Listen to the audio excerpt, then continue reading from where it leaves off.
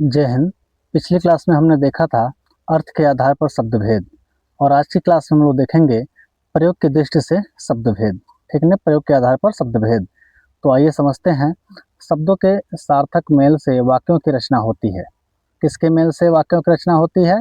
तो शब्दों के सार्थक मेल से। ठीक, वाक्यों के मेल से भाषा बनती है। शब्द भाषा के प्राणवायु होते हैं। वाक्यों में शब्दों का प्रयोग किस रूप में किया जाता है, इस आधार पर हम शब्दों को दो वर्गों में बांटते हैं। पहला विकारी शब्द, दूसरा अविकारी शब्द। ठीक है, विकारी शब्द क्या होता है? विकारी शब्द वे शब्द कहलाते हैं जिनमें परिवर्तन हो जाता है। ठीक है, जिनमें परिवर्तन होगा विकारी शब्द, जिनमें परिवर्तन नहीं होगा वे अविकारी शब्द। चलिए परिभाषा के माध्यम से हम लोग समझते हैं। विकारी शब्द जिन शब्दों के रूप में लिंग वचन कारक के अनुसार संज्ञा सर्वनाम विशेषण क्रिया में परिवर्तन का विकार आता है उन्हें विकारी शब्द कहते हैं। ठीक है, किसके अनुसार परिवर्तन होगा? लिंग वचन कारक के अनुसार किसमें परिवर्तन हो गया? संज्ञा में होगा, सर्वनाम में होगा, विशेषण में होगा, क्रिया में होगा। ठीक है ना, इनमें अगर इनके अनुसार परिवर्तन होता है तो वे विकारी शब्द के अंतर्गत आएंगे। जैसे लड़की पढ़ती है, लड़कियां पढ़ती हैं, लड़कियों को पढ़ने दो। यहाँ पहला जो आपका वाक्य आपके सामने है कि लड़की पढ़ती है, यह एक वचन है। ठीक है, और यहाँ पे दूसरे एग्जाम्पल में आप देखेंगे लड़कियां पढ़ती हैं, यहाँ पे बहुवचन है, यानी वचन बदल गया। वचन के अनुसार क्या बदल गया? हमारी जो संज्ञा थी, जो लड़की थी, जो लड़की थी वो क्या हो गई? बदल गई, उसका रूप बदल गया। तो यह लड़कियां जो हैं विकारी शब्द में आ जाएगा। ठीक है, लड़की किस शब्द में आएगा? विकारी शब्द में। ठीक है, अब देखिए तीसरे सेंटेंस में देखिए, लड़कियों को पढ़ने दो। यहाँ आप देख रहे हैं लड़कियों को पढ़ने दो, को जो है कर्म कारक है। को जो शब्द है कर्म कारक है, तो कारक के अनुसार भी परिवर्तन हो रहा है। ठीक है ना, किसमें परिवर्तन हो रहा है? संज्ञा, यहाँ तो आपके सामने संज्ञा में परिवर्तन हो रहा है, यहाँ पर क्रिया में परिवर्तन हो रहा है, सर्वनाम में परिवर्तन होगा और विशेषण में परिवर्तन होगा। यह विकारी शब्द कहलाएंगे। ठीक है ना, यानी कि आप सीधे सीधे समझिए कि जिसमें परिवर्तन हो जाए, कुछ भी परिवर्तन हो जाए, वे विकारी शब्द, और जिसमें परिवर्तन नहीं हो वह अविकारी शब्द। चलिए, विकारी शब्द हो गया, अब अविकारी शब्द को देख लेते हैं एग्जाम्पल के माध्यम से। और यहाँ पे देखिए विकारी शब्द चार प्रकार के होते हैं, जैसा कि मैंने आपको बताया, संज्ञा, सर्वनाम, विशेषण, क्रिया। ठीक है ना, यह चारों अगर बदल जाते हैं किसके अनुसार? लिंग के अनुसार, वचन के अनुसार, कारक के अनुसार, तो वे क्या कहलाएंगे? विकारी शब्द कहलाएंगे। यानी कि इनमें ही परिवर्तन होगा। ठीक है, इनमें ही परिवर्तन होगा, जो होगा सो होगा। ठीक है, चलिए दूसरा जो होता है अविकारी शब्द। अविकारी, अधन विकार, यानी जिसमें विकार ही नहीं आएगा, जिसमें परिवर्तन ही नहीं होगा। परिभाषा क्या कह रही है? परिभाषा कह रही है जिन शब्दों के रूप में कोई परिवर्तन नहीं होता उन्हें अविकार शब्द कहते हैं। जैसे परंतु, तथा, यदि, धीरे धीरे, अधिक। ठीक है, और भी बहुत सारे शब्द होते हैं, और, किंतु, परंतु। ठीक है ना, खूब, तेज, ये हमारे क्या कहलाएंगे? अविकारी शब्द कहलाएंगे। अविकारी शब्द भी चार प्रकार के होते हैं। आप बोलेंगे सर कौन कौन से? देखिए कौन कौन से, तो देखिए क्रिया विशेषण। ठीक है, जो क्रिया की विशेषता बताता है वह क्रिया विशेषण कहलाता है, इसमें परिवर्तन नहीं होगा। संबंध बोधक में परिवर्तन नहीं होगा, समुच्चय बोधक में परिवर्तन नहीं होगा, विस्मय बोधक शब्द में परिवर्तन नहीं होगा। ठीक है ना, एग्जाम्पल के माध्यम से हम लोग देख लेते हैं। देखिए यहाँ पे हमने देखा था कि लड़कियां पढ़ती हैं, मैं यहाँ पे अगर लिख दूं लड़कियां खूब पढ़ती हैं, लड़की खूब पढ़ती है, लड़की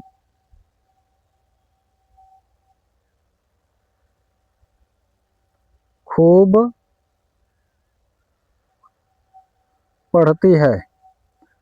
अब फिर एक सेंटेंस लिख देता हूँ कि लड़कियां खूब पढ़ती हैं, यहाँ पे लड़कियां खूब पढ़ती हैं, लड़कियों को खूब पढ़ने दो। तो क्या जो ये खूब शब्द है इसमें कोई परिवर्तन हुआ? बताइए, इसमें कोई परिवर्तन हुआ? तो नहीं हुआ। ठीक है, जिसमें परिवर्तन नहीं होगा वह अविकारी शब्द कहलाएगा। चलिए, अब तीसरा जो हमारा शब्द है वह है उत्पत्ति की दृष्टि से शब्दभेद। उत्पत्ति के आधार पर शब्दभेद। इसमें इसमें 4 प्रकार के शब्द माने जाते हैं। कौन कौन से? पहला है तत्सम शब्द, तत्सम, उसी का तद्भव, देशज, विदेशज। ठीक है ना। उत्पत्ति के दृष्टि से शब्द कितने प्रकार के? तो 4 प्रकार के। चलिए बारी बारी से सबको देखते चलते हैं। पहला जो शब्द है तत्सम शब्द, तत्सम, तत्धन सम से क्या बनेगा? तत्सम। इसकी परिभाषा क्या कहती है? संस्कृत भाषा के वे शब्द जो हिंदी में अपने वास्तविक रूप में प्रयुक्त होते हैं उन्हें तत्सम शब्द कहते हैं। क्या जो संस्कृत भाषा से जो शब्द निकले हैं और उनमें कोई परिवर्तन नहीं हुआ है और वह ज्यों संस्कृत भाषा में प्रयोग होते थे वैसे ही त्यों वे हिंदी भाषा में आ गए हैं, वही तत्सम शब्द कहलाएंगे। जैसे कवि, माता, विद्या, नदी, फल, पुष्प, पुस्तक, पृथ्वी, क्षेत्र, कार्य, मृत्यु इत्यादि। एक जो शब्द है तत्सम, तत्सम शब्द की पहचानने की ट्रिक क्या है? ट्रिक क्या है? सबसे पहले आप लोग देखेंगे कि किसी शब्द में अगर संयुक्त वर्ण है, संयुक्त वर्ण, ठीक है, संयुक्त वर्ण कौन कौन से? कौन कौन से? छ,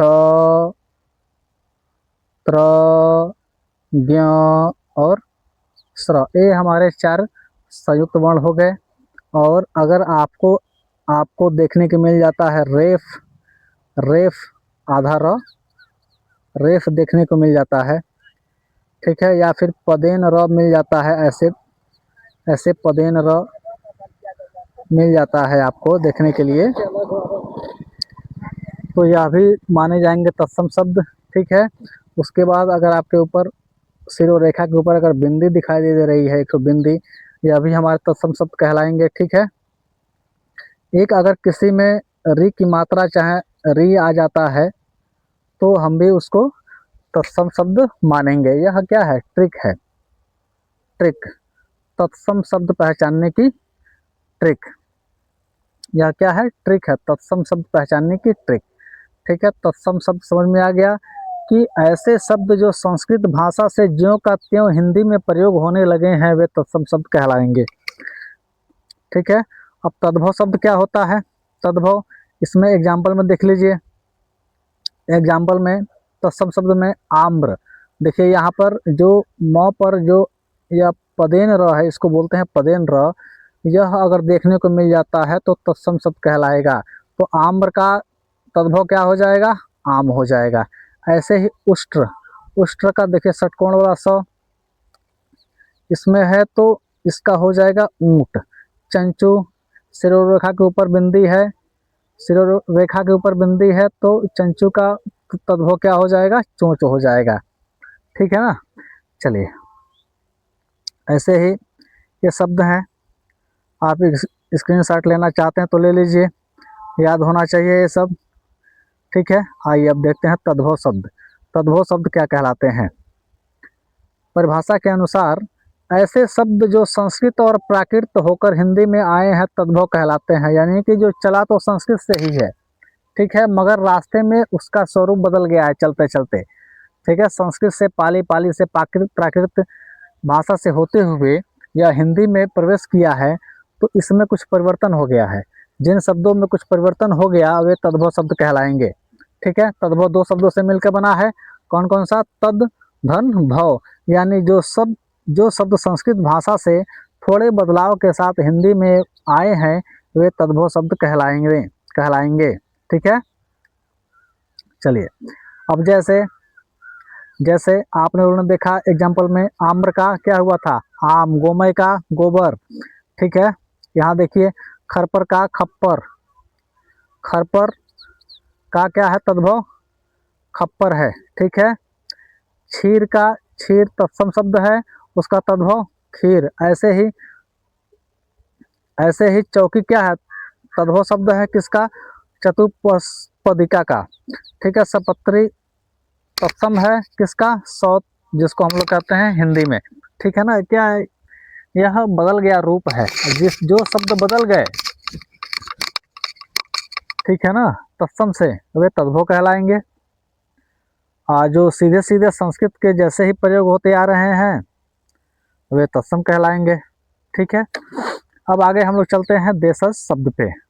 आगे कौन से शब्द पे, देशज शब्द दो शब्दों से मिलकर बना है, देश धन ज, यानी कि इसका अर्थ होता है देश में जन्मा, देश में उत्पन्न, ऐसे शब्द जो अपने ही देश में जन्म लिए हैं, ठीक है। वे किसी क्षेत्रीय बोली से शब्द निकले हुए हैं, वे कहलाएंगे देशज शब्द। वे किसी और भाषा से नहीं आए हैं, बल्कि अपने ही देश के, अपने ही किसी एक बोली से या फिर अनेक बोली से या फिर किसी जनजाति के बोली से निकले हैं, तो वे शब्द कहलाएंगे देशज शब्द, ठीक है। इसकी परिभाषा क्या कहती है, देशज का मूल अर्थ होता है स्थान या क्षेत्र विशेष की बोली, जनजाति आदि से लिए गए शब्द देशज कहलाते हैं। जैसे जैसे पगड़ी, पगड़ी कैसा शब्द है, देशज है। खुरपा, खुरपी, खटिया, जिसको हम लोग चारपाई कहते हैं, झंझ, गाड़ी, भौंचू, उजड़ू, लोटा, सोटा, ठीक, खोटा, यह कैसे शब्द हैं, देशज हैं। यानी कि ऐसे समझिए कि ऐसे शब्द जिनकी उत्पत्ति का पता न चले कि वे शब्द कहाँ से आए हैं, तो जिनकी उत्पत्ति का पता नहीं चल पाएगा वही देशज शब्द कहलाएगा, ठीक है। इस बात को समझ गए। अब देशज शब्द पहचानने में गलती नहीं करेंगे। चलिए आगे बढ़ते हैं, विदेशज शब्द, विदेशज शब्द को देखते हैं।